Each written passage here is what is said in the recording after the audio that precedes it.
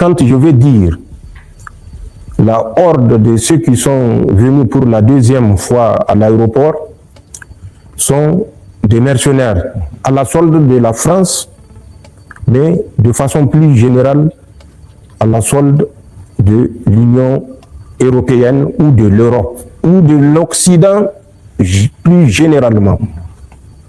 Et ça également, c'est pas moi qui l'ai dit. Écoutez, le sénateur belge, je me rappelle, le DG RTN a passé un élément,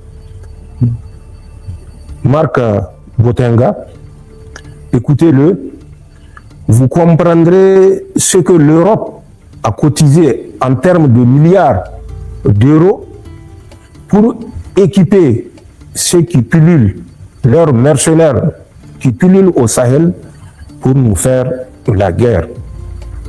Même les plus naïfs comprendront que quand on mobilise 12 000 hommes sur des motos pour chercher à envahir le Mali, ce n'est pas l'œuvre de vendeurs de vaches volées, de vendeurs de poules volées ou de vendeurs de coqs volés, ou bien de quelques prélèvements de zakat pour financer 12 000 hommes à moto et d'autres à bord des pick-up. On l'a vu et le monde est témoin de cet état de fait. Mais le monde ne bouge pas. Nous allons bouger parce qu'il va de notre survie. Chers amis, le général Tiani vient de lancer une accusation contre le bloc occidental.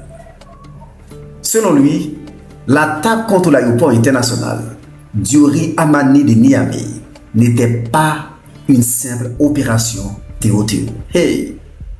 Tiani affirme que cette attaque aurait été financée et organisée par la France. Il va encore plus loin. Selon sa déclaration, les assaillants auraient reçu l'ordre de brûler entièrement l'aéroport et de viser les passagers présents sur place. Pour Tiani, ces combattants ne sont donc pas des simples Théo-Théo. Ce sont des mercenaires utilisés dans une guerre de déstabilisation contre le Niger. Et derrière cette accusation, il y a un message politique clair. Le Niger affirme qu'il fait face à une guerre de souveraineté.